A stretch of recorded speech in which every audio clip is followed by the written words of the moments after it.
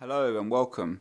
Someone left me a comment recently regarding these particular combo shifters. These are Mountain LX M451s, 3x7 I believe. I've had these laying around for a while. So this comment made me realize that I haven't done a video on these yet, and since they are laying around and I have nothing really to do with them, I might as well open them up and disassemble them and do a video on how to rebuild them again. So let's get started. I think today I'm going to work on the prettier, at least the side with the plastic cap that's still there. So I think this is the 7-speed shifter, the right side.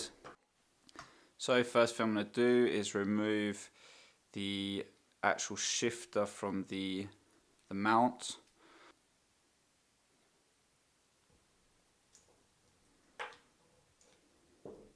So we're going to open it up and remove, so we're going to need to remove this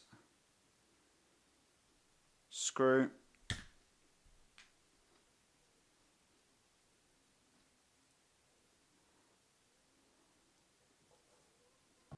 There's a tiny little Phillips screw to remove on the interior. Be careful, as that might be brittle plastic and it might break. Okay, got it off and it's broken. Let's just push out the little bit of plastic. There you go. I think we'll be able to glue it back on.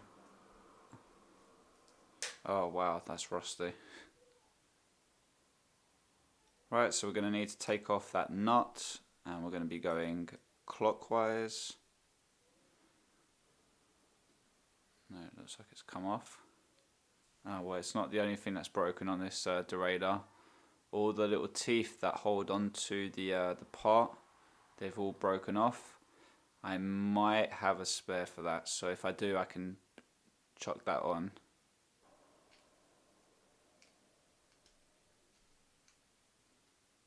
Okay, managed to get that off.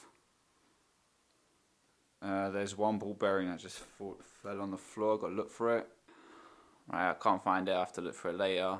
So now there's a next part to lift up. Is that going to be stuck as well? Not so much.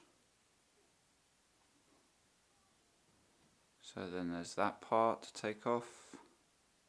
There's that small ball bearing. Let's move that out of the way before we do anything else. That seems to pop off. Fairly simple in design. It's so rusty, wasn't evident and that removed, but it does. Underneath that there's a seal.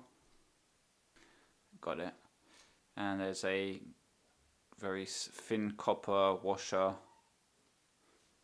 Now for this part, you can lift that up. Here there's a very thin spacer slash washer. Okay, so everything on here is rusty. I'm gonna give it a clean, maybe put some vinegar on it. If I can't find a part to replace this, I'm not gonna completely clean this, as it will be obviously no good anymore. It needs to be thrown away. It's good that I actually opened this up, because now I can have a look really what was wrong with it. So I'm going to have a look for that, and I'll let you clean yours.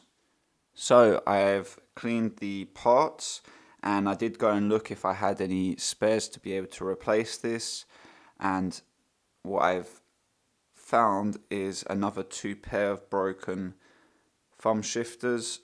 Ones that I had before are also broken. I'm now going to just do the rebuild to show you the procedure of rebuilding it. However, this will surely end up in the bin. So a positive, as I have now gained a bit more space in my small apartment. Let's begin. We're going to add on a little bit of grease on the interior.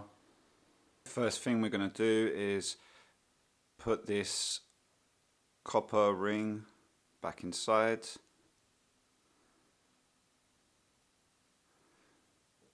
Next, there's a plastic ring that sits on the top of that copper one. And I'll just add on a bit of grease onto this part. So sitting on top of this pivot, there was this kind of like a bronze coloured yellowy ring. So we're going to put that back on. Sitting on top of that ring is this other part. You'll notice that there's some kind of dents or ridges that's going on the top. For this part, you have another ring that was sitting in between the teeth, so you want to put it in this position. I have put a bit of grease underneath that. We can now grab the pivoting part, or the bolt that runs through, and you're going to see there's two teeth here, or two gaps, sorry, on the top and the bottom, north and south, and those gaps are going to fit into the teeth that are sticking out north and south on here, so we can more or less just push this through, and that should fit snugly in. Alright, so now we're going to put these ball bearings. They seem to be just kind of sitting on like those little slots. So I'm going to nestle them like that for now. See what happens. On top of that, you've got that switch plate that allows you to go from index to shifting friction. So we're going to put that like that for now.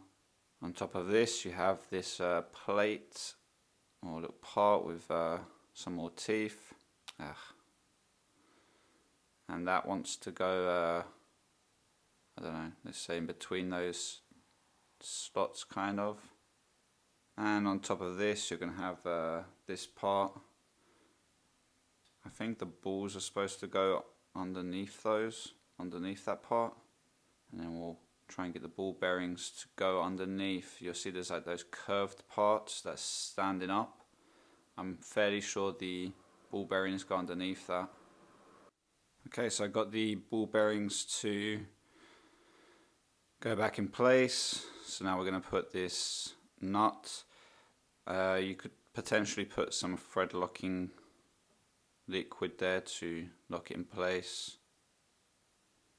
I'm going to screw that down anti-clockwise. So when you're going to be tightening up that the nut, it's easier to put this back in the mount. Obviously mine's not holding on properly because I haven't got teeth underneath it to make sure it stays into the mount.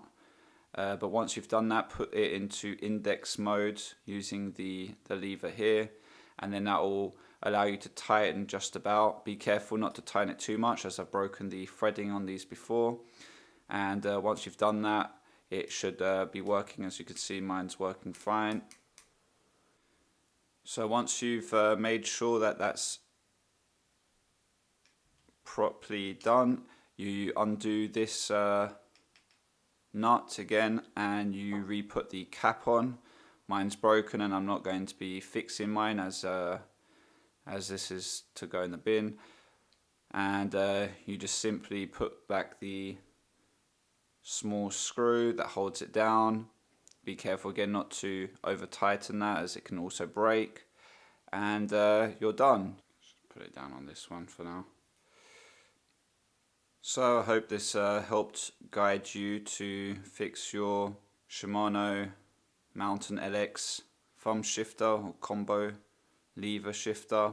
Thank you for listening, and until next time, peace out.